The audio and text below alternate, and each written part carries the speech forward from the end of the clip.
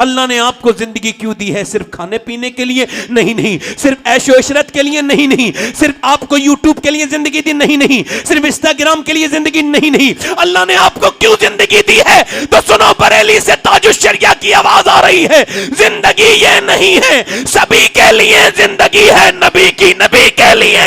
ना समझ मरते हैं जिंदगी के लिए, जीना मरना है सब कुछ नबी के लिए। ये तो पोते ने 100 साल के बाद कहा, 100 साल पहले दादा ने इससे भी बड़ी बात कही। पोते ने कहा कि जिंदगी है नबी की, नबी के लिए। दादा बोले जमीनो जमा तुम्हारे लिए, मकीनो मका तुम्हारे लिए, चुनीनो चुना तुम्हारे लिए, बने तो जहां तुम्हारे लिए। हम आए यहां तुम्हारे लिए, उठे भी वहां तुम्हारे। जिंदाबाद। सिर्फ यही करने के लिए अल्लाह ने जिंदगी दी थी कि बस यूं ही करते रहें, यूं ही जिंदगी गुजारते रहें? मेरी बहनें बैठी हैं, मेरी बहनें बैठी हैं, मेरे भाई बैठे हैं, लोगों को बड़ी शिकायतें हैं, हमारे बच्चे बिगड़ रहे हैं, हमारे बच्चे हमारे नहीं हैं। आपके बच्चे आप ही के थे, मगर आपने खुद बिगाड़ा उनको। लड़की भाग गई, उसने नाक कटा दी, लड़का कहना नहीं मानता, बदतमीज है, गालियां देता है। उसकी एक वजह है, पहले बाप मां दोनों बदतमीज होते हैं, फिर बच्चे बदतमीज होते हैं। या तो बाप बाप से बदतमीजी सीखेंगे, या पड़ोस से सीखेंगे, रिश्तेदार से सीखेंगे। क्योंकि बच्चा जब पैदा होता है तो बिल्कुल कोरा कागज। बकरी का बच्चा पैदा होती अम्मी को पहचान ले, भैंस का बच्चा पैदा होती अम्मी को पहचान ले, ऊँटनी का बच्चा पैदा होती अम्मी को पहचान ले। इमाम गजाली फरमाते हैं, जानवर के बच्चे अपनी मां को पहचानते हैं, मगर इंसान के नहीं पहचानते। क्यों? क्योंकि वो बिल्कुल कोरे हैं, जो उन्हें पढ़ाओगे वो ही समझेंगे। मतलब मौलवी, मौलाना, अल्लामा, हाफिज, कारी, मुफ्ती, इनमें से अक्सर अपने मां बाप के फरमाबरदार होते हैं। वजह क्या है? 99% नहीं, 99+9, यानी तकरीबन 100% मौलवी। कोई एक जलील, बदबख्त, बदतरीन, नाहंजार, कोई माँ बाप का नाफरमान हो तो उसका जिक्र नहीं करते। अक्सर माँ बाप के फरमाबरदार उलमा होते हैं, कुरान पढ़ने वाले होते हैं, हदीस पढ़ने वाले होते हैं। क्यों? इमाम गजाली कहते हैं, बच्चे को गोद में लेना, जब वो बोलना शुरू करे, 1-1.5 महीने का, 1-1.5 साल का, जब वो बोलना शुरू करे तो बाप को चाहिए उसे गोद में ले और ट्राई करके देखे। आप ट्राई करना, मैंने ट्राई किया है, ट्राई करके देखना। बच्चे को गोद में लिया और उससे कहना अल्लाह अल्लाह, अब्बा अब्बा अब्बा अब्बा।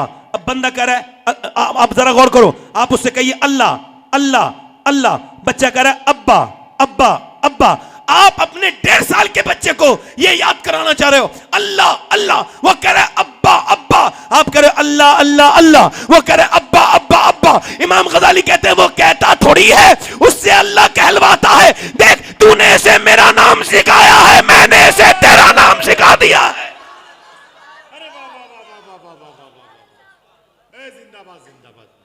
अच्छा, आ गया मोहम्मद अली फैजी साहब भी आ गए। ऐसे ही आने चाहिए सारे लोग, जैसे ये आए हैं, खामोशी से। जोर से बोलो सुभान अल्लाह। अल्लाह। अच्छा, जब कोई मेरे नारे वारे लगाता है तो मैं अपने आप को जालिम कहने लगता हूँ अंदर से। जब कोई मेरी ज्यादा, मैं चूंकि अपने आप को जानता हूँ ना, इंसान जितना अपने आप को खुद जानता है इतना कोई दूसरा बेशक बेशक बेशक। तो जब कोई मेरी ज्यादा ताजीम वजीम करता है तो मुझे बड़ी तकलीफ होती है। मैं कहता मैं तो ऐसा इंसान नहीं जैसा ये मुझे समझ रहा है ना? तवज्जो है कि नहीं? तो ताजीम वाजीम के चक्कर में ये जो ताजीम चाहते हैं इनकी बेइज्जती बहुत जल्दी होती है। ये कहीं जाएंगे, कोई इनकी ताजीम नहीं करेगा तो इनकी बेइज्जती हो गई। अल्लाह अल्लाह। हाँ, और सादा आदमी तो सादा ही होता है, राजा होता है, समझे? अब बताइए, बुरा ना मानिए, मैं नहीं चाहता कि मैं आऊं तो मिंबर पे कोई खड़ा हो, मैं अपनी बात कर रहा हूं, और ये सुन्नत के भी खिलाफ है। एक और आजकल कोई खड़ा ना हो तो लोग नाराज हो जाते हैं। सहाबा इकराम कहते हैं, मुस्लिम शरीफ की हदीस है कि हमारा दिल करता था नबी आए तो खड़े हों, मगर हुजूर कितना नागवार गुजरता था कि हम खड़े नहीं होते थे। तवज्जो है ना मेरी तरफ? यानी पहले माँ बाप के फरमाबरदार, बाद में बनेंगे पहले अल्लाह के। अच्छा, ये बच्चे जो माँ के पेट से पागल पैदा होते हैं, इन पर रिसर्च हुआ। ये कौन बच्चे हैं माँ के पेट से पागल? इस पर हमने नहीं किया, हार्वर्ड ने रिसर्च किया, हार्वर्ड यूनिवर्सिटी ने। उन्होंने कहा ये बच्चे कौन पागल होते हैं माँ के पेट से? तो उन्होंने कहा ये वो बच्चे हैं जब ये अपनी माँ के पेट में थे तो इनके बाप ने इनको मारा, इनकी माँ को, अब वो जालिम जाहिल, उसको पता नहीं, इलिटरेट पर्सन, उन्होंने मारा बीबी को, असर बच्चे को भी हो गया। अब जरा गौर करो, पेट में बच्चा, बाप मार रहा है मां को, असर बच्चे पे हो रहा है। यानी बाप जो है उसने मारा मां को, अच्छा असर बच्चे पे हो गया। अब जरा गौर करें, औरत से जब ये कहता है प्रेगनेंसी में डॉक्टर कि देखो टेंशन लोगी, बच्चे के दिमाग पर टेंशन पहुंच जाएगी, टेंशन है ना। अगर मां कमजोर तो बच्चा कमजोर, मां जोरावर तो बच्चा जोरावर। मां के अंदर विटामिन सी है, बच्चे के अंदर विटामिन सी है। मां के अंदर विटामिन डी है, बच्चे के अंदर विटामिन डी मजबूत है। मां के अंदर आयरन है, बच्चे के अंदर भी आयरन है। मां अगर टेंशन में रहे, बच्चे के दिमाग पे असर हो जाए। मुझे बताओ, मैं आपसे कहता हूं, जब डॉक्टर के पास जाती है औरत, वो कहता है अगर चाहती हो कि ज्यादा आयरन बढ़े, बादाम खाना, ज्यादा बादाम खाना, ज्यादा बादाम खाना, ज्यादा विटामिन डी के लिए धूप में बैठना, ज्यादा विटामिन डी के लिए अमरूद खाना, मुझे बताओ अंगूर खाना, ज्यादा विटामिन सी के लिए संतरा खाना, ज्यादा विटामिन सी के लिए तुम ऐसा करना कि नींबू खाना। अब मुझे बताओ, अल्लाह का बनाया हुआ सेब, संतरा, अनार, अमरूद, बादाम अगर मां खाए तो बच्चे पे असर हो जाए, तो क्या अल्लाह का कुरान मां पढ़ेगी तो बच्चे पे असर नहीं होगा? बोलो तो सही यार। अब जोर सुनो, उधर देखो, अब मां के पेट में बच्चा है, अब मां ना कुरान पढ़ रही है, ना कोई नेक काम कर रही है, बल्कि उसने सामने रिमोट रखा हुआ है और उसके पेट में बच्चा है। यहीं से बदतमीजी शुरू हो गई, बेहयाई शुरू हो गई। यानी जैसी उसने देखा, आला हजरत इमाम मोहम्मद गजाली कहते हैं, औरत सबसे ज्यादा दुआ उसकी तब कबूल होती है जब पेट में बच्चा होता है। जल्दी बोलो, कब दुआ कबूल होती है? ये पेट में उसके, क्योंकि ये दर्द का वक्त है और दर्द में अल्लाह करीब है ना। तो अब ये दुआ मांगे तो क्या दुआ मांगे? ऐसे करके ये दुआ मांगे क्या, या अल्लाह बच्चा मेरा पैदा हो, बेटा मेरा हो, मगर बंदा तेरा बने, फरमाबरदार बने। ये पानीपत में एक बच्चा पैदा हुआ, कुरान का देखें आप, कुरान कितनी जबरदस्त किताब है अल्लाह की, इसको कोई समझता ही नहीं। सबसे बड़ी किताब, ऐसी किताब कोई नहीं दुनिया में, दुनिया की सारी किताबें इसके सामने के अल्लाह का कलाम है, कुरान है। मगर आज तक, आजकल मियां लोगों के तावीज़ों पे तो भरोसा है, मगर कुरान पे लोगों को भरोसा नहीं। तवज्जो है कि नहीं? अब वो बच्चा पानीपत में पैदा हुआ, एक दिन रोया, 2 दिन रोया, 3 दिन रोया, 4 दिन रोया, 5 दिन, एक डॉक्टर, दूसरा, तीसरा, चौथा, 5वां, 7वां, बहुत डॉक्टर बदले, 1 महीने लोते ही रहा लगातार। हजरत फखरुद्दीन बाउद्दीन ज़करिया मुल्तानी के दामाद गुजर के जा रहे थे, उन्होंने जब रोता हुआ बच्चा देखा, कहने लगे ये बच्चा रो नहीं रहा है, अल्लाह की हमद बयान कर रहा है। कहने लगे आपका दिमाग ठीक है?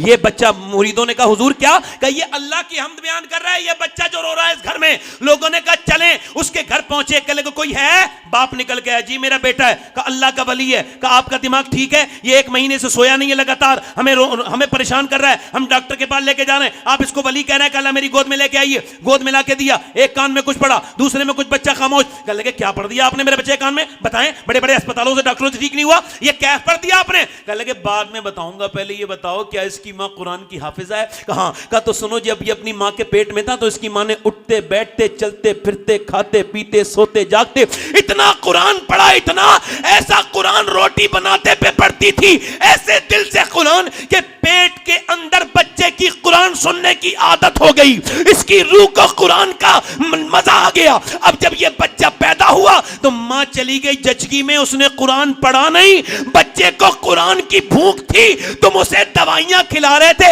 मैंने एक कान में एक आयत पढ़ी, दूसरे में दूसरी पढ़ी, बच्चा खामोश हो गया। उसी बच्चे का नाम शरफुद्दीन बू अली शाह कलंदर पानीपती है। नारे तकबीर, आपको जिस बच्चे से बात करनी है, आप कर लीजिए जाके। अनवारे मदीना कॉन्फ्रेंस, ये बार बार आ रहा है आपसे, कोई जरूरी बात करना, तकबीर। बहुत जरूरी बात है, कोई कर लीजिए जाके, उसको बात को फारिग करके आइए, फिर वो आपसे बात करने आएगा, फिर मैं डिस्टर्ब होऊंगा। आप बात वहीं जाके कर लीजिए, जरूरी बात है, शायद मेरी तकरीर से भी जरूरी है। आप जोर से बोलो सुभान अल्लाह, दिल लगा के बोलो। इसका मतलब क्या है?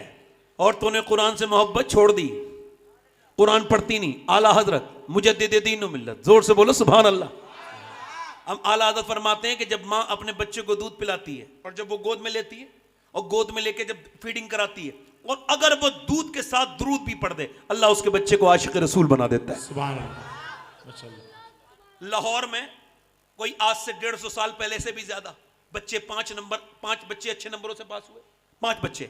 अब मैनेजमेंट ने, डॉक्टरों ने ये कहा, वो मास्टरों ने ये कहा जो वहां के असातिज़ा थे, हम तुम्हें पढ़ाएंगे क्योंकि गरीबों के नंबर अच्छे आते हैं। जोर से तो बोलो यार, आते हैं गरीबों के नंबर अच्छे नहीं। इसका मतलब क्या है? इसका मतलब यह गरीब मेहनत करके अमीर बन जाता है और अमीर अगर काहिल हो जाए तो गरीब बन जाता है। जो मेहनत करके कामयाब हुआ है मेहनत करता रहेगा, छोड़ देगा बर्बाद हो जाएगा। ये भी सुन लीजिए, जोर से बोलो सुभान अल्लाह। अब सुनो, मैं जो बात आपको अर्ज कर रहा हूं, 5 बच्चों के अच्छे नंबर आए, असातिज़ा बोले क्या बनना चाहते हो, फ्यूचर प्लानिंग बताओ, यानी तुम ख्वाब क्या है तुम्हारे। एक बच्चा बोला डॉक्टर बनना चाहता हूं, एक ने कहा मैं पुलिस में जाना चाहता हूं, एक बच्चा बोला मैं इंजीनियर बनना चाहता हूं। अलग अलग बच्चे। एक बच्चा जो था ना वो गैर मामूली किस्म से, गैर मामूली था, बहुत खूबसूरत चेहरा उसका। कहले क्या बनना चाहते हो बेटे? कुछ नहीं बोला। जब 2-3 बार पूछा तो रोने लगा। कहा क्या बनना चाहते हो?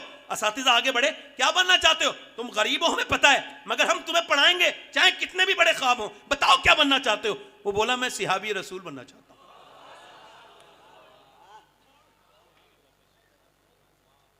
सबने तो हैरत से देखा, मगर एक मास्टर ने सीने से चिपटा लिया।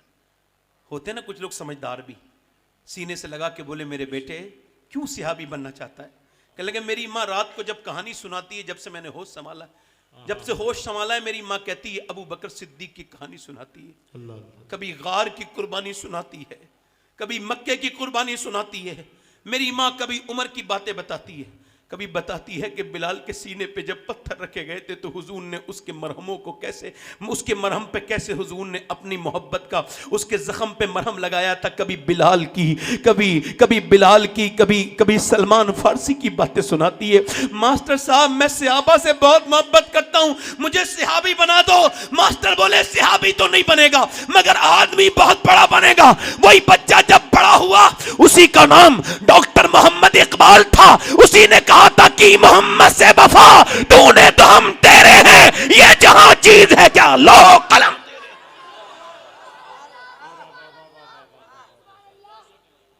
यानी माएं अगर चाहें तो नेक बना सकती हैं, अगर माएं चाहें तो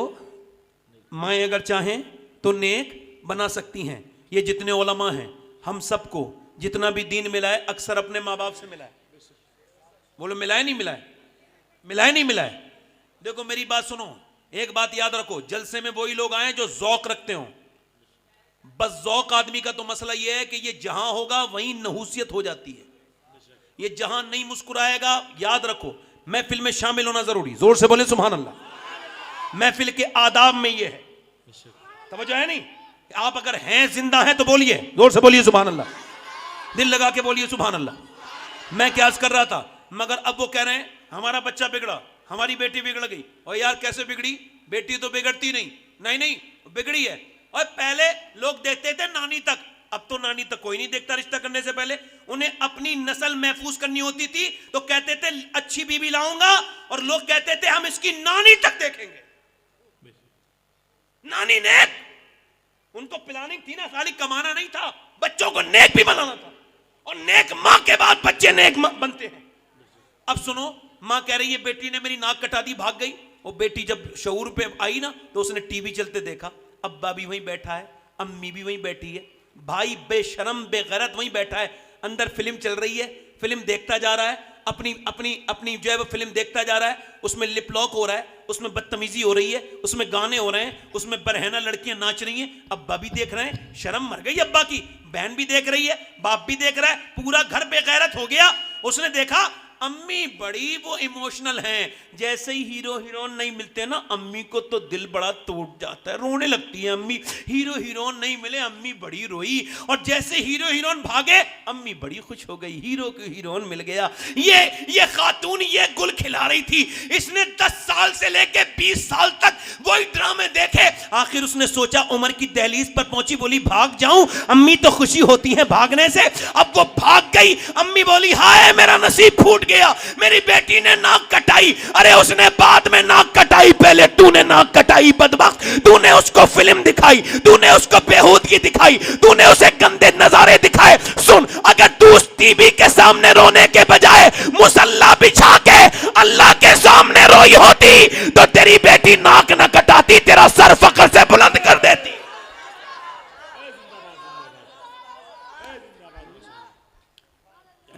उसकी लड़की चली गई, इसकी लड़की चली गई। लड़की कैसे चली जाएगी? लड़की ना हो तो घर में रौनक कोई नहीं। लड़कियां तो घर की रौनक। जोर से बोलो सुभान अल्लाह। बाप के जनाजे की रौनक, मां के जनाजे की रौनक। वो मां कम नसीब जिसके बेटियां नहीं, वो बाप कम नसीब जिसके बेटी नहीं। मगर बेटियों को ठीक से समझा नहीं, नानी देखी नहीं। नानी और नानी तो पहले इस्लाम दिखाता है, फिर दुनिया ने नानी देखी होगी। खुदा की कसम, यहां के लोग कहते हैं नानी देखो, मगर इस्लाम कहता है हां नानी जरूर देखो। अगर तुम्हें नानी देखनी है तो मक्के की खदीजतुल कुबरा देखो, और अगर मां देखनी है तो मदीने की फातिमातुल ज़हरा देखो, और नवासी देखनी है तो करबला की ज़ैनब कुबरा देखो।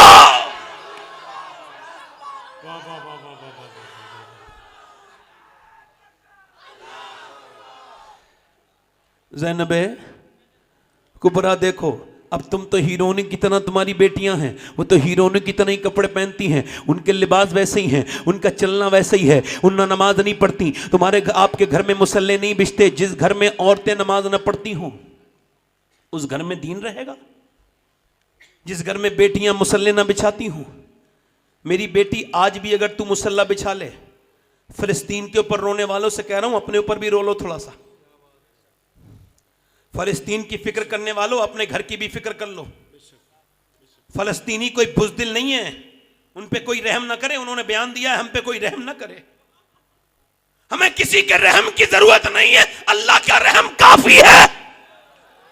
और मैंने खुदा की कसम बड़ी कौमों के मैंने दास्तानें पढ़ी, मगर ऐसी कौम ही नहीं देखी। बेशक बेशक 5000 से छोटे छोटे बच्चे, 5000 से ज्यादा 10 साल की उम्र के बच्चे मारे गए। कितने? 5000।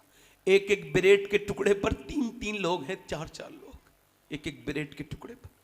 पानी नहीं है, मगर उन्हें सलाम करो, उनकी जुर्रत को, उनके अज़्म को, उनके हौसलों को, कि वो अपने घर के मकान के ढेर पर बैठकर वला नबलुवन्नकुम कह रहे हैं।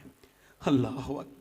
वो कुरान की आयतें पढ़ रहे हैं, वो कह रहे हैं वला नबलुवन्नकुम बिशैइन मिनल खौफि वल जुइ व नक़्सिम मिनल अम्वालि वल अनफुसि वस्समरात व बश्शिरिस साबिरीन। वो क्या कह रही है दुनिया को? और जब मैंने लड़कियों को, मैं अपनी बहनों से कह रहा हूं मेरी कान खोल के सुन लें, मैंने जो कल से ये बयान परसों पढ़ा है तो मेरा दिल ही निकल रहा है। हबीबुल्लाह भाई, ऐसा बयान मैंने जो बात कर रहा हूं, मौलाना रियाज साहब आप सब उलमा बैठे हैं, मैंने जो पढ़ा तो मेरा दिल अंदर से निकल गया। उनकी औरतों के बयान, लड़कियों के ये आए कि हम जब अपने घरों में लेटते हैं रात को तो बुर्का ओढ़ के बाकायदा पर्दा करके सोते हैं। किसी ने पूछा क्यों पर्दा करके सोते हैं? घर में तो कोई पर्दा करके नहीं सोता, बल्कि एक्स्ट्रा कपड़े उतार देता है। आप सोते क्यों हैं?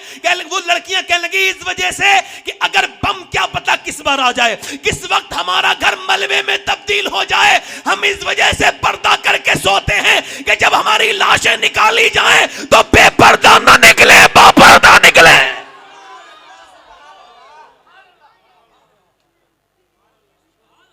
बेपर्दा आए है, बेपर्दा आए है। मेरी बहनों, एक ये हिंदुस्तान की लड़कियां हैं जिन्हें फैशन का रंग चढ़ गया, एक फिलिस्तीन की लड़कियां हैं जिन पे अब भी नबी की बेटी फातिमा का रंग चढ़ा हुआ है।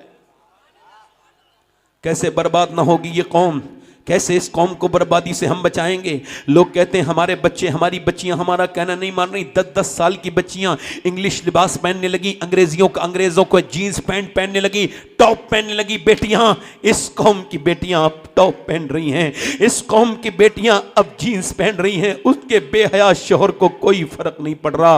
अस्तगफिरुल्लाह माज़अल्लाह। इधर देखो, ये देखो मेरी बहनों, तुम्हें थोड़ा सा समझाता हूं, ज्यादा तो नहीं समझा सकता, इतना जरूर समझ लो। ये देखो, ये मर्द की नमाज है। अल्लाह अकबर। उसने हाथ भी उठाए हैं और उसने हाथ उठाने के बाद यहां को लाया है और कहता है अल्लाह अकबर। और मर्द की नमाज ये है और औरत की नमाज बस ये है, हाथ उसने उठाए हैं और पंजे हिलाए हैं। अल्लाह अकबर, अल्लाह अकबर। ये औरत की नमाज, ये मर्द की नमाज। एक ही रब की तकबीर, एक ही रब के सामने नमाज के लिए तैयार हो रहे हैं, मगर तरीके अलग अलग। अल्लाह जानता है औरत की नमाज का तरीका, औरत के जिस्म की बनावट और है, मर्द के जिस्म की बनावट और है।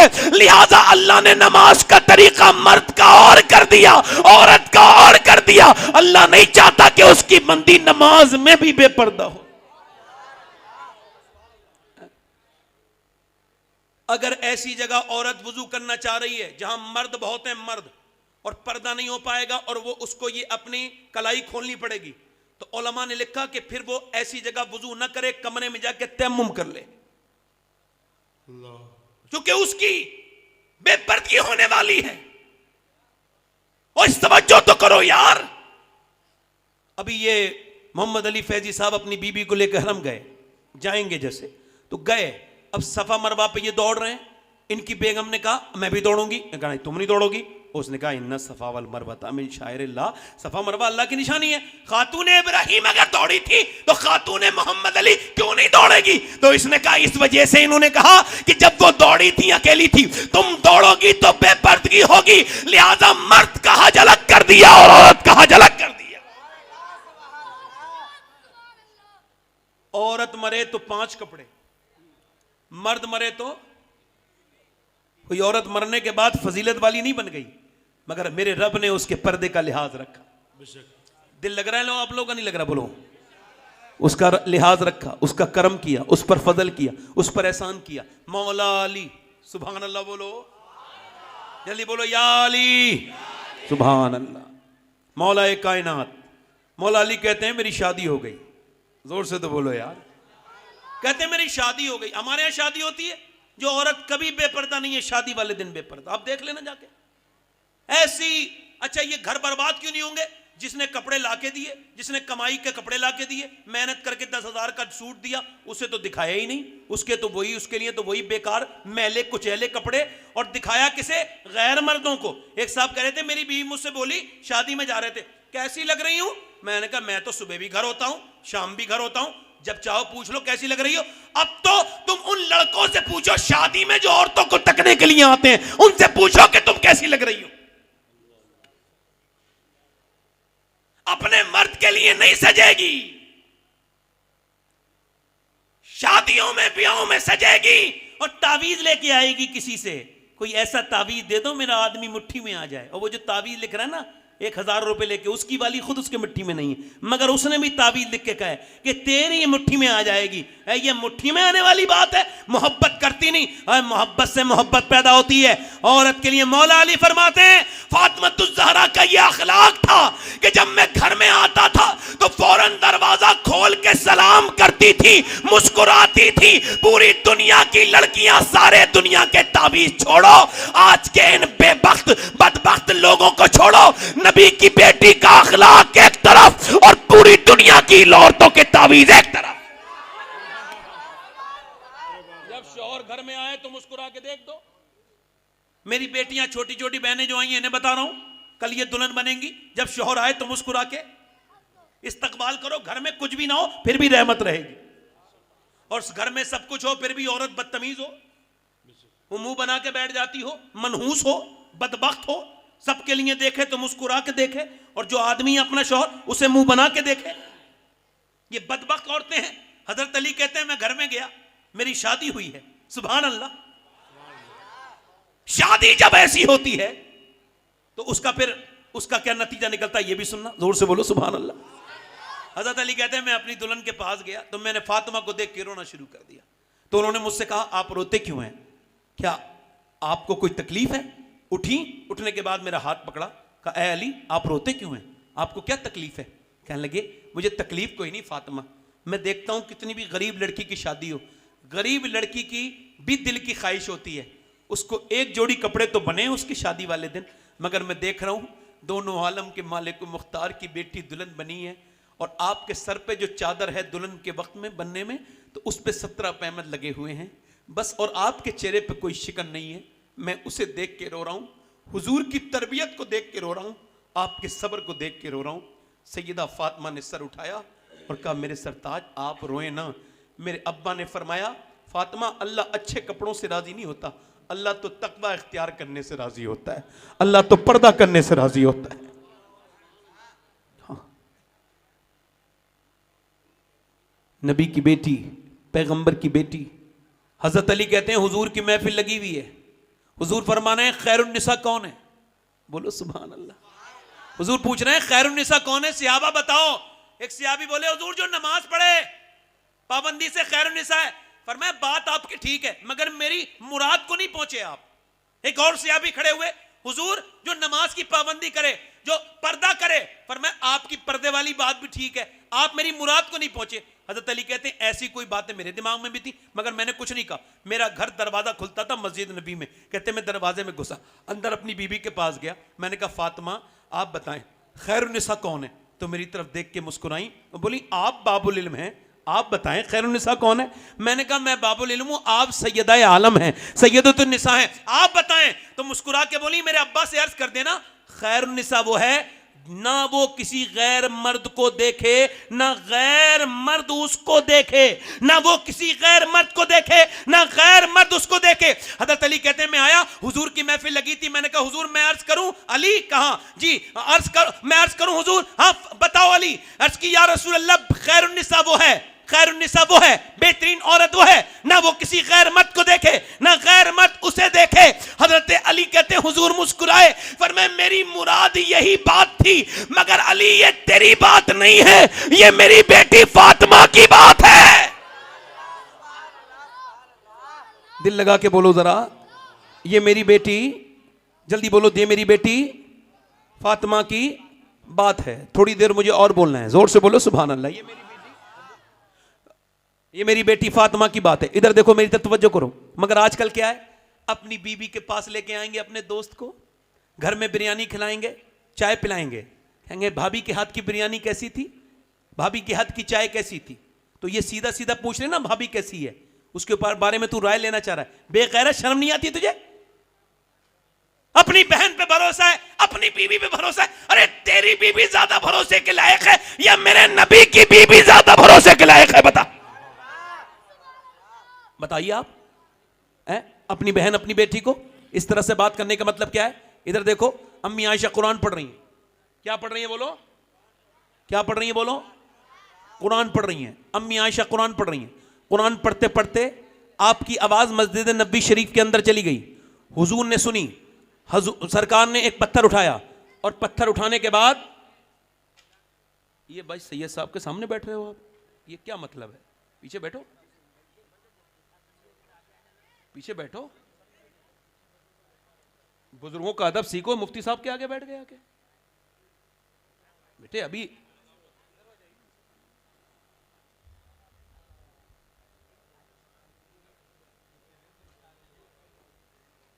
इधर देखो, मेरी तरफ देखो, ये देखो, ये सैयद साहब हैं, मुफ्ती साहब हैं, ये सब बुजुर्ग हैं, बच्चे तो बच्चे ही हैं। अल्लाह ताला हम सबको समझ अता करे। बड़ों का अदब, हमने अपनी जिंदगी में अगर कोई चीज सीखी, और पहली और आखिरी चीज यही है अदब। बेशक सुभान अल्लाह, अदब पहला करीना है। बेशक अपने बुजुर्गों को बड़ा को अदब सबका। दिल लगा के बोलो सुभान अल्लाह, मुस्कुरा के बोलो। बस मैं खत्म ही करने वाला हूं, खत्म करने वाला हूं अपनी बात। हुजूर की बीवी सुभान अल्लाह कुरान पढ़ रही हैं, आवाज आ रही है मस्जिद नबी शरीफ में। जैसी आवाज आई ना, हुजूर ने पत्थर उठाया और वहां लगाया पत्थर जहां से आवाज आ रही थी, और फरमाया आयशा इतनी जोर से कुरान ना पढ़ो कि बाहर आवाज जाए। अब मुझे बताओ, पढ़ी जाने वाली किताब कुरान है, जगह मस्जिद नबी शरीफ में हुजूर का घर है जो कि जन्नत से ज्यादा अफजल है, और पढ़ने वाली अम्मी आयशा है। कुरान ने जिसकी पाकीज़गी का बयान किया है, और सुनो, सुनने वाले सहाबाए किराम हैं, फिर भी हुजूर को गवारा नहीं कि कुरान इतनी जोर से आयशा पढ़े कि आवाज बाहर जाए। और ये जो नात पढ़ रही हैं लड़कियां, ये यूट्यूब पर, ये इधर उधर, ये बेगैरत हैं, ये बेशरम, ये बेहया, नात पढ़ती हैं, माइकों से पढ़ती हैं, आवाजें दूर तक जाती हैं, सब हराम है। अल्लाह अल्लाह अल्लाह। हमारे खानदान में भी औरतें मीला शरीफ पढ़ती थी। हमारे खानदान में सैयदों की औरतें, वो कहती थी हम मिलाद तब पढ़ेंगे जब तुम अपने मर्दों को इतनी दूर भेज दो कि हमारी आवाजें उन तक ना जाए, जो कि हम नबी को राजी करने आए हैं, सभी को राजी करने नहीं आए।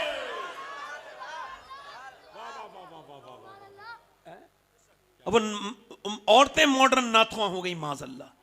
ये पाकिस्तान तो बड़ा बेहया मुल्क हो गया इस वक्त। वहां तो ये लिखा जाता है मर्दों के लिए पर्दे का इंतजाम है। तौबा तौबा अस्तगफिरुल्लाह, ये वहां के हालात हैं और ये कह रहे हैं कि हम यहां की बात करते हैं। नबी हम बात कर रहे हैं और मैं अपने बाप से अर्ज कर रहा हूं, मेरे दोस्तों, मेरे भाइयों, अपनी बहनों को बचाओ, अपनी बेटियों को बचाओ, अपनी दोस्ती अपने तक रखो, बहनों से दोस्ती ना कराओ, घरों में ना लाओ अपने दोस्तों को, अपने यारों को, अपने रिश्तेदारों को, किसी को अपनी बेट बीबी ना दिखाओ, किसी को अपनी बहन ना दिखाओ। तुम्हारी दोस्ती है, तुम्हारी बहन की नहीं है, आपकी दोस्ती है, आपकी बीबी की नहीं है। वरना रोग है, शरीयत को जो नहीं मानता उसका बिगड़ता है, शरीयत का कभी कुछ नहीं बिगड़ता, फिर वो रोता है। याद रखो, जब तक औरतें पर्दे में नहीं आएंगी, जब तक औरतें नेक नहीं हो सकती, जब तक औरतें नेक नहीं होंगी, मर्द, और जब तक बच्चे नेक नहीं हो सकते। अपने घरों का माहौल अच्छा बनाओ, अपने घर में नबी की बेटी सैयदा फातिमा ज़हरा की बातें करो। यही बात करके मैं इस चैप्टर को क्लोज करने वाला हूं कि एक खानदान बदायूं शरीफ से, और वो हिजरत करके दिल्ली गए, और दिल्ली में एक माँ है, एक उसका बेटा है। माँ का बेटा जो है 8 साल की उम्र है, और माँ जो वो सैयद फैमिली से हैं, वो लोग सादात में हैं, इमाम अली रजा की औलाद में से हैं। वो कुरान पढ़ रही है। माँ कुरान पढ़ते और उसके बाद नमाज पढ़ती है। रात का वक्त है, माँ जब नमाज पढ़ रही है रो रही है। उसकी रोने की आवाज से 8 साल का बच्चे की आंख खुल गई। उठ के बोला घबरा के, अम्मी क्यों रो रही हो? सलाम फेर के बोली, बेटे अभी मेरे हाथ पर छुपकली चढ़ गई थी। फिर मैंने सोचा आज तो छुपकली हट गई, मगर कल मैं जब कब्र में जाऊंगी तो कीड़े बड़े आते हैं, कीड़े भागते हैं। जब मैयत रखी जाती है, इंसान की खुशबू सूंघ के जमीन के कीड़े आने शुरू हो जाते हैं। कोई नाक में चलता है, कोई मुंह में चलता है। बेटे उन कीड़ों के बारे में सोच के डर लगने लगा। कब्र के बारे में माँ का जब रोते देखा ना, कभी अपने बच्चों के साथ ऐसा करके देखो। अल्लाह अकबर। माँ को जब रोते देखा ना, तो बेटा 8 साल का रो के बोला, अम्मा आप तो बड़ी हैं, मैं तो बहुत छोटा हूं, अगर मेरे साथ ऐसा हुआ तो क्या होगा? तो माँ ने कहा सजदा कर, अल्लाह बचाएगा। माँ जब सजदे में बच्चा गया ना, तो माँ भी सजदे में चली गई। बेटा भी रोया माँ की तरह। जब वो रोया तो माँ रो के बोली, मालिक यहां तक लाना मेरा काम था, ये कबूल कर लेना तेरा काम है। मेरे मालिक मेरे बेटे को कबूल कर ले, ये मेरा यतीम बच्चा है, ये मेरा यतीम बच्चा है, इसको कबूल कर ले मेरे मालिक, इसको कबूल कर ले मेरे मालिक। माँ रोती रही, माँ रोती रही, माँ रोती रही। जवान हो गया बेटा, और माँ जो है वो बूढ़ी होकर इंतकाल कर गई। बेटे का रंग दिल्ली पे चढ़ गया, बेटे का भी विसाल हो गया। मियां तकरीबन 700 साल से ज्यादा जमाना गुजर गया। बादशाहों की बीबियां, रानियां, महारानियां, राजाओं की बीबियों की कब्रों के निशान नहीं मिलेंगे, मगर जो रात को एक कमरे में रोती थी, आज तक उसका वो कमरा भी सलामत है। उसका मजार 3 बीघा जमीन में बना हुआ है, और रोज हर हफ्ते बुध के दिन उसके मजार पे मेला लगता है। उसका नाम सैयदा जुलेखा अल मारूफ माई साहिबा है, और करीब में उसके बेटे का मजार बना हुआ है। बादशाहों की खबरें तो ढूंढने पे भी नहीं मिलेंगी, मगर उसके मजार पे रोज मेला लगता है। उसके बेटे का नाम निजामुद्दीन महबूब इलाही है। माओ ने कमाल कर दिए, माओ ने कमाल कर दिए हुजूर, माओ ने कमाल कर दिए। ये बच्चे माओ ने दिए थे, मगर अब माएँ जिस तरफ जा रही हैं, हाथ जोड़ के कहता हूं मेरी बेटियों, कब्र इंतजार कर रही है तुम्हारा। तुम नबी को क्या जवाब दोगी? कब्र में जाके बोलो, हुजूर ने पूछ लिया, मेरी उम्मत की लड़की है तू, मेरी उम्मत की औरत है तू, मगर अपने बच्चों को तूने दीन ही नहीं दिया, कभी तूने मेरा नाम नहीं सिखाया, कभी अल्लाह का नाम नहीं सिखाया। बोलो क्या हिसाब दोगे, क्या जवाब दे सकता है कोई? मैं आपसे ये पूछना चाहता हूँ, आखिरी बातें, मेरी ये बात आपसे अर्ज करना चाहता था, जो मैं अपनी बहनों से मैंने अर्ज कर दिया कि जिंदगी मुख्तसर है, आओ तौबा कर लो मेरी बेटियों। आप में से अगर एक लड़की भी पर्दे वाली बन गई तो यकीन जानना ये जलसा नहीं, ये मेरी जिंदगी कामयाब हो जाएगी। और दूसरी बात ये करना चाहता हूं दोस्तों, मौत करीब आ रही है, तौबा कर लो, बस तौबा कर लो। आखिरी बात है मेरी, तौबा कर लो। मैंने अपने हाथ से अपने बाप को दफन किया और होते देखा, और मैंने अपने ताया को दफन होते देखा, मैंने अपने कई रिश्तेदारों को मरते देख लिया। मुझ पर अब ये कोई पर्दा नहीं है कि मैं नहीं मरूंगा, मैं भी मरूंगा, सब मरेंगे। वो बादशाहों को ना छोड़े, वो तो ये तो हमारी जो है ना बहुत ताकतवर हो गए, हम डरते नहीं। कुछ लोग पढ़ लिख के निडर हो जाते हैं, हाँ, कुछ लोग दौलत की वजह से निडर हो जाते हैं। निडर उस्मान जुन्नूरैन, हुजूर ने फरमाया, जब हजरत उस्मान गनी तशरीफ ला रहे थे, हुजूर ने फरमाया जिसने हजरत इब्राहिम के चेहरे को देखना है, सहाबा ने कहा जी देखना है, फरमाया सामने देखो, मेरा उस्मान बिल्कुल हजरत इब्राहिम अलैहिस्सलाम की तरह है। नूर की सरकार से पाया दुशाला नूर का, हो मुबारक तुमको जुन्नूरैन जोड़ा नूर का, जिसने कई मर्तबा जन्नत खरीदी, हुजूर से कई मर्तबा जन्नत खरीदी, और जब गड्ढा देखा, एक गड्ढा, उर्फ आम में गड्ढा गड्ढा देखा तो बेहोश होकर गिर गए। गड्ढे को देख के होश में आए। लोगों ने पूछा अमीरुल मोमिनीन गड्ढे को देख के क्यों रो गए, क्यों गिर गए आप, क्यों बेहोश हो गए? फरमाया गड्ढे को देखा तो मुझे उस्मान को अपनी कब्र याद आ गई। हुजूर ने फरमाया कब्र आखिरत की पहली मंजिल है, जो इससे कामयाब हो गया उसका आखिरत का मंजिल भी आसान हो जाएगी। ये कब्र बड़ी खतरनाक है, बड़ी खतरनाक है। हजरत उमर फारूक आजम, नबी ने फरमाया मेरे बाद कोई नबी होता तो उमर होता। फरमाया मेरा अल्लाह मेरे उमर पे फख्र फरमा रहा है, बिलखुसूस मेरे उमर पे फख्र फरमा रहा है। अरफात के मैदान में उमर कौन? अल्लाहु अकबर, जिसे देख के शैतान रास्ता बदल दे। एक आदमी ने आके आपके चाकू मारा, और जब चाकू मारा आपकी आंख फट गई, दूध पिया निकल गया। उसके बाद आपने सर सजदे में किया, अपने बेटे से कहा सर सजदे में रख दे। उन्होंने कहा ए मेरे मौत का वक्त करीब है अब्दुल्ला, सर जमीन पे रख दे। नहीं रखा, अपने जानू पे रख लिया। सर जमीन पे रख, सर जमीन पे हजरत उमर का रखा। जब सर जमीन पे रखा गया, हजरत उमर ने अपनी नाक टेकी और कहने लगे मालिक उमर को माफ कर दे। लोग कहते हैं उमर ये है, उमर वो है। नाक रगड़ के बोले मौत का वक्त करीब है, अगर तूने उमर को न बख्शा तो उमर बर्बाद हो जाएगा, बर्बाद हो जाएगा। हजरत अली आए, कहने लगे यार उमर मत रो, मैंने नबी से सुना है तेरा घर जन्नत में है, तेरा महल जन्नत में सुनहरा बना हुआ है। कहा तुम गवाही दोगे अली? कहा मैं भी गवाही दूंगा और मेरा बेटा हसन भी गवाही देगा। हजरत अली के जब तलवार मारी गई, क्या फरमाया हुजूर ने? जिसका मैं मौला उसका अली मौला। अल्लाहु अकबर। जो नबी की बेटी फातिमा ज़हरा के शौहर हैं, मौला कायनात इमाम हसन हुसैन के अब्बा, जब उनके तलवार मारी गई ये पूरी दाढ़ कट गई, ये पूरा हाथ, ये पूरा जिस्म कट गया, तो दाढ़ी पूरी सुर्ख हो गई और हाथ उठा के क्या कह रहे हैं? ऐ अल्लाह अली को बख्श दे, अली के अमल बहुत थोड़े हैं, अली के अमल बहुत थोड़े हैं। अली के अमल थोड़े नहीं, थोड़े तो हमारे अमल हैं। न बादशाहों को छोड़े, न गरीबों को छोड़े, न अमीरों को छोड़े, न किसी फ़कीर को छोड़े, न किसी आलिम को छोड़े, न किसी जाहिल को छोड़े, न किसी काज़िल क़ुज़ात को छोड़े, न किसी बादशाह को छोड़े, न किसी शहंशाह को छोड़े। मौत सबको आके रहेगी। जो मौत को याद नहीं करता है उसे भी आएगी, जो याद करता है उसे भी आएगी। जो याद करता है उसके लिए आसान होके आएगी, और जो याद नहीं करता उसके लिए बड़ी सख्त होके आएगी। मौत क्या है? मौत वही है, उरूज के साथ ज़वाल लिखा जाता है, ऐसे ज़िंदगी के साथ मौत भी लिखा जाता है। आज तक कोई ऐसा पैदा नहीं हुआ जिसे मौत ना आई हो। सबको मौत आएगी, और मौत यकीन जाने, इकबाल कहता है मौत तजदीद मिज़ाक़ ज़िंदगी का नाम है, मौत के पर्दे में छुपा बेदारी का एक प्याम है। मौत को समझा है गाफिल, इख्तिताम ज़िंदगी जिंदगी की शाम है, सुबह दवा में जिंदगी। इकबाल कहता है तू ये कहता है कि जिंदगी खत्म हो गई, नहीं नहीं, ऐसी जिंदगी की शुरुआत है जिसका कभी शाम नहीं हो सकती। मैंने कितनों के पोस्टमार्टम होते देखे। अभी मैं आपको बताऊं, पोस्टमार्टम होता है तो पहले वो छेनी से काटते थे, पहले वो फाड़ देते थे, पहले उनके पास हथौड़ी होती थी और वो ऐसे चीरते थे शराब पी के, और वो कुल्हाड़ी से चीरते थे। अब वो कुल्हाड़ी वाला सिस्टम खत्म हो गया, अब उनके पास ग्लेंडर है, ग्लेंडर जिससे लकड़ी फाड़ी जाती है। वो ऐसे लगाते हैं ऊपर से, और ऊपर से निकाल के फड़ से पूरा कर कर कर कर कर फाड़ देते हैं, पूरा फट जाता है। फिर उसमें वो लगाते हैं, उसके बाद स्टिक लगाते हैं, टांके लगाते हैं, जो भी निकालना होता है अंदर से निकालते हैं, फिर पूरे जिस्म को सीते हैं और टांकों से। और जरा गौर करो, उसके बाद फिर वो पन्नी में लिपेट के दे देते हैं। अब सुनो मेरी बात, तवज्जो करो, गौर करो। अब अल्लाह के रसूल फरमाते हैं जब मुर्दे का हाथ पकड़ा जाता है तो मुर्दा कहता है आराम से उठा, तेरे उठाने से बड़ी तकलीफ हो रही है, हाथ उठाने तकलीफ हो रही है। वो कहता है कांधा बदलने वालों हल्के चलो, तुम जरा जोर से चलते हो तो मुझे तकलीफ होती है, हल्के चलो। बताओ जब इतनी तकलीफ होती है तो ये बताओ मैं आपसे पूछता हूं मेरे भाई कि अगर पोस्टमार्टम हुआ तो कितनी तकलीफ होती होगी। जब वो चीरते होंगे शराब पी के, जब वो दरिंदगी करते होंगे इंसान के जिस्म के साथ, तो क्या तकलीफ होती होगी। तो दुआ करो, ऐ अल्लाह हमें पोस्टमार्टम वाली मौत से बचा लेना। मौलिक पोस्टमार्टम वाली मौत, कौन सी वाली मौत? बस अपने फजल करम ईमान पर मरने वाली मौत देना। बड़ी दुनिया सख्त है, बदनिगाहियां आम हो गई हैं, और बदनिगाही इमाम हसन बसरी ने फरमाया सबसे ज्यादा ईमान जो छिनता है वो बदनिगाही की वजह से छिनता है। निगाह बर्बाद हो जाती है तब छिनता है।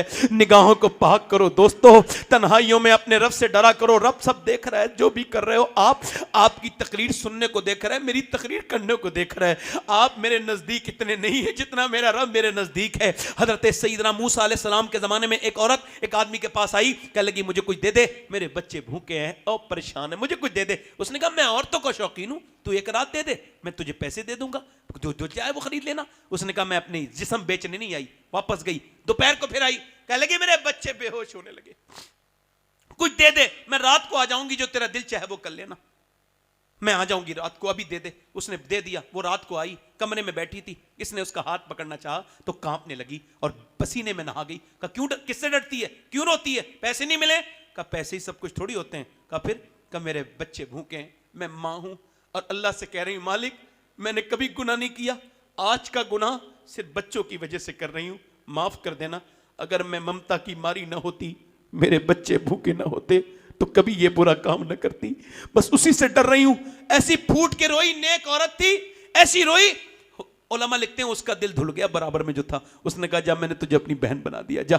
वो अपनी बहन बना दिया, वो तो चली गई। ये सजदे में गिर के बोला मालिक मेरी आंखें खोल गई, एक बार आई थी हाथ तक नहीं लगाया और मैंने कितनी इज्जतें लूट ली। रोता रहा, सो गया रोते रोते। और सुबह को दरवाजे पे दस्तगी करने लगे, आप दरवाजे पे कौन? तो उन्होंने पूछा आपका नाम? कहा मेरा नाम मूसा है, मैं अल्लाह का नबी हूं। कहा आप मेरे घर क्यों आए? कहा तेरा नाम क्या है? कहा मेरा नाम ये है। कहा अल्लाह ने तुझे सलाम भेजा है।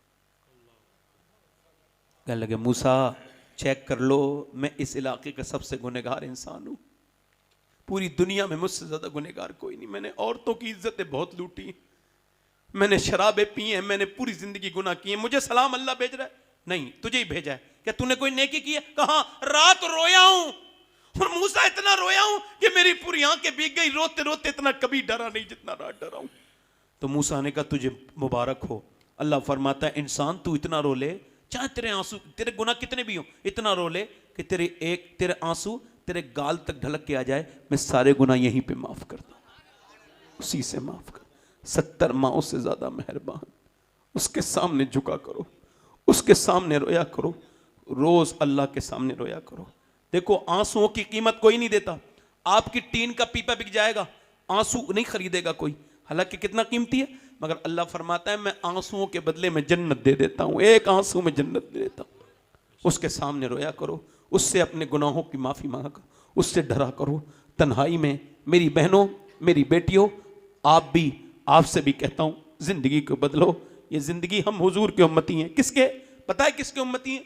जिसने गारे हिरा में लंबे लंबे सजदे किए हैं, जिसने, अम्मा आयशा कहती हुजूर के पेट पे पत्थर बनते थे ना, तो दुआ क्या मांगनी चाहिए थी? या अल्लाह मुझे खाना दे दे। ये दुआ नहीं मांगी हुजूर ने, पेट पे पत्थर बनते थे, हाथ उठा के दुआ करते थे, ऐ अल्लाह मेरी उम्मत कभी भूखी ना मरे, मेरी उम्मत कभी भूखी ना मरे। मैं एक बात कह रहा हूं, कोई बहन अपने भाई से इतनी मोहब्बत नहीं करती, कोई माँ अपने बेटे से इतनी मोहब्बत नहीं करती जितने हुजूर हमसे मोहब्बत करते हैं, जितने सरकार। हाथ उठा के बताओ कितने हुजूर के नाम पे गर्दन कटा दोगे? एक दूसरे की तरफ ना देखना, हाथ उठा के बताओ, नीचे हाथ कर लो। हुजूर के नाम पे जो जो गर्दन कटा दें दोनों हाथ ऊपर उठा लें, नीचे हाथ कर लें। जो गर्दन कटा सकता है कुछ भी कर सकता है, कुछ भी कर सकता है ना, कुछ भी कर सकता है ना। एक दूसरे की तरफ ना देखना, मुस्कुराना नहीं। जो गर्दन कटा सकता है वो कुछ भी कर सकता है, मुस्कुराना नहीं। बताओ कितने लोग ऐसे हैं जो हुजूर के नाम पे गर्दन भी कटा देंगे और आज से पूरी दाढ़ी भी रखा लेंगे। इस महफिल में खड़े हो जाएं जिनके दाढ़ी आज से ना हो और आज से रखाएं, खड़े हो जाओ, खड़े हो जाओ, दाढ़ी रखाने वाले खड़े हो जाएं, इधर आ जाएं, इधर आ जाएं, आ जाएं। आपकी छोटी दाढ़ी है, कटाना मुड़ाना एक ही बराबर है। आ जाओ, आ जाओ, आप भी आ जाओ, आ जाओ बेटे, इधर आ जाओ, यहां आ जाओ 1 मिनट के लिए, आ जाओ, आ जाओ, निकलो। जिसे दाढ़ी रखानी है वो इधर आए। शर्माए ना, लोग बुरे काम करते हुए नहीं शर्माते। तुम नेकी, सैयद साहब दुआ देंगे आपके लिए, इस माशाल्लाह बैठे हैं सैयद साहब, दुआ करेंगे आपके लिए। यहीं खड़े हो जाएं आके। दाढ़ी मुड़ाना कटाना दोनों हराम है। आप में से कोई है आशिक रसूल? आओ बाहर निकल के आओ, जो दाढ़ी रखाए, हर नबी के दाढ़ी, हर वली के दाढ़ी। इधर देखें, मेरी तरफ देखें, मैंने कहा इधर नजर न देखें। आ जाएं, आ जाएं। नौजवान जो दाढ़ी रखाना चाहते हो इस महफिल में निकल के आए, शर्माए ना। हाँ, जो दाढ़ी ना मुड़ाएं वो खड़े हो जाएं, यहाँ पे, यहीं पे खड़े रहे, यहीं पे खड़े। अभी अभी मुसाफा करूंगा, यहीं पे खड़े रहें। उधर थोड़े से उधर हो जाएं, उधर जो जगह है उधर हल्का सा। इधर बेटे आप बैठ जाओ, तो उम्र तुम्हारी कम है, जब आ जाए दाढ़ी रखा लेना। हंसना मतलब हंसना सीखा है, रोना। अगर आप रोए होते मेरी किसी बात पे तो मैं हंसने भी देता आपको, मगर आप सोच के आपने हंसना सीखा। अफसोस के कुरान ने, जहां से भी पढ़ो कुरान को रोना आता है, मगर हमने सिर्फ हंसना सीखा है। अफसोस है इस बात पर। 1 2 3 4 5 6 7, ये 7 हो गए। कोई और आशिक रसूल है जो नबी के नाम पर आज से दाढ़ी रखा है पूरी? इस महफिल रसूल में कोई है? दाढ़ी कटाना मुड़ाना एक ही बराबर है। आओ चाचा आओ, देखो ये कितने अच्छे इंसान हैं। ये उठे भी हैं, इन्होंने मसला भी बता दिया है कि इनकी दाढ़ी दाढ़ी नहीं, दाढ़ी तो अब होगी जो ये रखाएंगे। दाढ़ी कटाना मुड़ाना एक ही बराबर है। आइए, मुबारक हो। बस आपका आना बड़ा मुबारक है। यहीं खड़े करें, 2 मिनट खड़े रहें अगर परेशानी ना हो। आ जाओ बेटे, आ जाओ, यहीं आ जाए, यहीं जाए। और कोई दाढ़ी रखाने वाला है इस महफिल में? इधर कोई है आशिक रसूल? फिलिस्तीनियों को याद करने वालों, आओ अपने ऊपर रहम करो, नबी की सुन्नत रखाओ। आओ, कोई आशिक रसूल है इस महफिल रसूल में जो अपने नबी की मोहब्बत में दाढ़ी रखाने के लिए खड़ा हो इस महफिल रसूल में?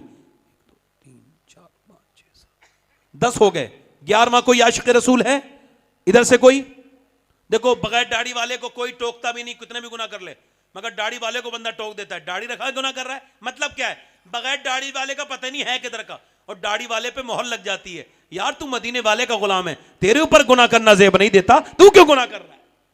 और कुछ लोग कहते हैं शादी नहीं होगी दाढ़ी रखाने वाले की। और अगर अच्छी लड़की चाहिए तो दाढ़ी रखाओ शादी से पहले। हबीबुल्लाह भाई, अच्छी लड़की चाहिए तो दाढ़ी रखाओ शादी से पहले, क्योंकि कोई बेहया, बेगैरत और किसी भी फिल्मी एक्टर को पसंद करने वाली तुझे पसंद नहीं करेगी, तुझे वही पसंद करेगी जिसे मदीने वाला पसंद होगा। है कोई और नौजवान जो दाढ़ी रखा के अपनी शादी को मजबूत करे? है कोई और आशिक रसूल जो सुन्नत रसूल के लिए खड़ा हो जाए इस महफिल रसूल में? देखो, देर ना करो, एक बारी और कह रहा हूं, मेरा वक्त जो है ना, हालांकि मेरा कोई वक्त था नहीं, मगर फिर भी मेरे हिसाब से खत्म हो गया, 1.25 घंटे ज्यादा हो गया मुझे, है ना, 1.5 घंटा हो गया, तो माफ कीजिएगा। घड़ी असल में टूट गई है तो ये उसको जो है वो मीज़ान नहीं कर पा रहा हूं वक्त को अपने। ये आ रहे हैं भाई, दाढ़ी रखाने के लिए आ रहे हैं, दाढ़ी रखाने के लिए आ रहे हैं। माशाल्लाह, सुबह। आप लोग सुभान अल्लाह भी नहीं बोल सकते? बगैर दाढ़ी वालों तुम भी सुभान अल्लाह कहो, अल्लाह आपको भी तौफीक देगा, अल्लाह वो तौफीक देने वाला है। और कोई है माशाल्लाह, दाढ़ी रखाने वालों हाथ ऊपर कर लो, हाथ ऊपर कर लो, लोगों कहो उलमाए कराम की मौजूदगी में कहो, वादा करते हैं आज के बाद न दाढ़ी कटेगी न मुड़ेगी इंशाल्लाह, पूरी सुन्नत रखाएंगे इंशाल्लाह। हैं, कैसा भी चैलेंज आए, कटवाना मुड़ाना नहीं है। अल्लाह परवरदिगार आलम, खड़ा होना इनका काम था, कबूल करना तेरा काम, मौला कबूल फरमा ले अपने फजल से। बैठ जाएं। हुजूर की आंखों की ठंडक क्या है? बोलो। दोनों हाथ उठा के जरा पक्का इरादा करना, वादा नहीं, इरादा। मुसलमानों को कोई बर्बाद नहीं कर सकता। ये जब भी बर्बाद हुए अपनी हरकतों से बर्बाद हुए। एक बार नमाज पढ़ते हो साल में, ईद पे, बकरा ईद पे, पूरा प्रशासन परेशान हो जाता है। सोचो अगर 5 वक्त नमाज पढ़ने लगे तो क्या होगा। हाथ उठा के नमाज की पाबंदी करो, इंशाल्लाह नमाज की वादा करो, नमाज पढ़ेंगे इंशाल्लाह। दोनों हाथ उठा के इंशाल्लाह नमाज की पाबंदी करेंगे इंशाल्लाह। इंशाल्लाह अपनी बहन बेटी को पर्दा कराएंगे इंशाल्लाह। अपने माँ बाप की कदर करेंगे इंशाल्लाह। मसलके आला हज़रत पे पाबंद रहेंगे इंशाल्लाह। इस मदरसा माशाल्लाह ये बुखारिया फरीदिया, इसके आप इससे वाबस्ता रहें।